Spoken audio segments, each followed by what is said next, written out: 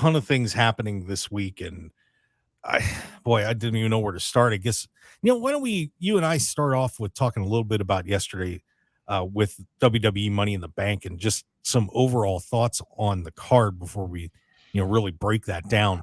I Overall, thought it was a pretty good show.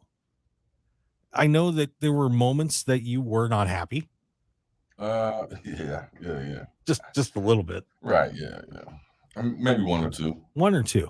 Yeah, overall, I mean, are we going to get in the weeds, or are we going to, Well, we will as the show goes along. as it progresses? Okay, As it we're going to work up progresses, to. yeah. Yeah, there was some moments, that could have, but still a good show. Moments for me as a fan that I would have wanted something different, but overall, like, yeah, I was entertained throughout.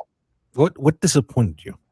The ladder match, the men's ladder match, the winner of that, I'm not really on board with that. I think that's it. Oh, was that it? Was there something else that you recall me ranting about? No, but yeah. So just the disappointment in Damian Priest winning the Money in the Bank ladder match yesterday. So he has the briefcase to cash in for a championship shot at any time over the next year. So that actually extends through to the next Money in the Bank. So it used to kind of stop at WrestleMania, but now it is a full year.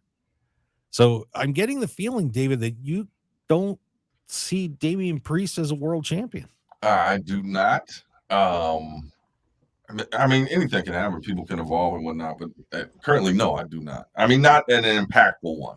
Anybody can damn near have the belt, but I'm saying to be like an impactful, like, oh, that's the champion right now.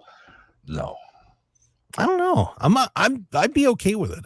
I think he's progressed a long way since when he first came in, and he certainly got a lot of popularity, especially in the Latin community. Well, super popular. No, hats off to him. No disrespect whatsoever, but I'm saying there's certain champions that move the needle. Certain lines that move the needle. It's like, okay, this is a different field. It's like Roman Reigns, like LA Knight could be, things of that nature. Oh, so now we get to the root of the issue. Now we got to the problem. Yeah. We got to the problem. Yeah, that's my guy. You wanted LA Knight to win this match, didn't you? I think everybody did. You didn't? I would have picked LA Knight to win. I thought it was going to be either LA Knight or Logan Paul. Yeah, I think everybody did, but you know what they do, how they do us. And Triple H in the press conference talking about LA Knight not winning the title basically said good things come to those who wait.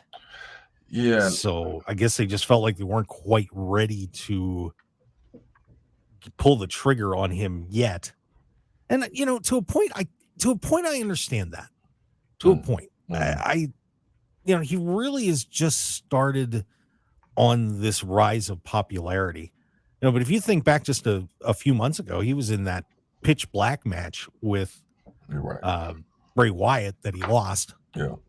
And he actually lost a lot of matches leading up to this recent surge where everybody was just like, what are you guys doing with LA Knight? We're getting on board.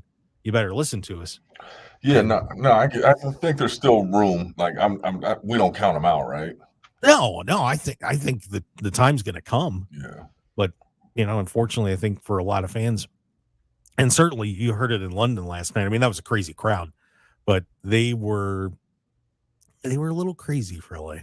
They wanted LA to win. Yeah, they were. We'll talk about. I mean, because we're talking as if he had the chance to win the belt last night. If you win Money in the Bank, that's like, you next up. You got a shot. You got a whole year to flesh out whatever you're going to become before you can cash that out. So, I mean, I don't think it would have been too soon, but I'm definitely like, I don't think anybody needs the top title to be our guy.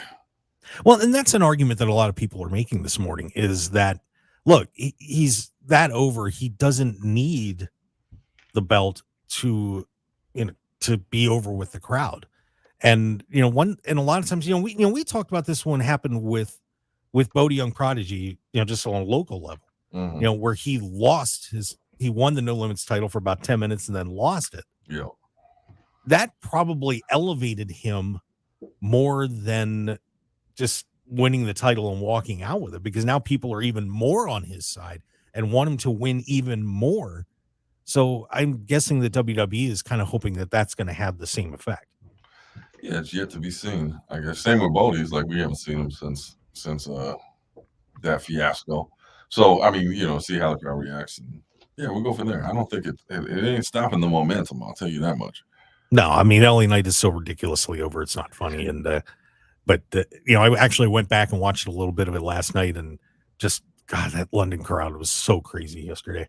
Yeah, it was jacked. I watched the documentary on Eli Drake's all his through TNA and just how they misused him and the beef he had with him at the end there. So Why do you think that is? I This is strange to me because he's really good in the ring. He's great promo. You know him. I mean, I've never met the guy, but he's obviously wrestled, came out of here in Las Vegas. So what's the problem? Yeah, that I can't see. I don't know. I mean, obviously they talk about in WWE was the age thing. I don't think TNA had that problem, but it's like, I mean, that he's got all of it. Charisma, look, talent in the ring. Like when you see him, it's like, oh, that guy, what is he? He's a pro wrestler. Like I said, when he was at FSW doing his thing with Karrion Kross, and it was like he was watching a big time event happening. So I don't get it. The crowd always likes him, but sometimes they put him in. I was watching in TNA, they did it like a 2-month long gimmick where he couldn't talk at all. And it's like, why would you do that with the best talker in the business? Well, TNA made some mistakes. Yeah, TNA. Just a few. Let me not get into that. Some of my people over there, but it's all good. Old school TNA. I'm not a fan.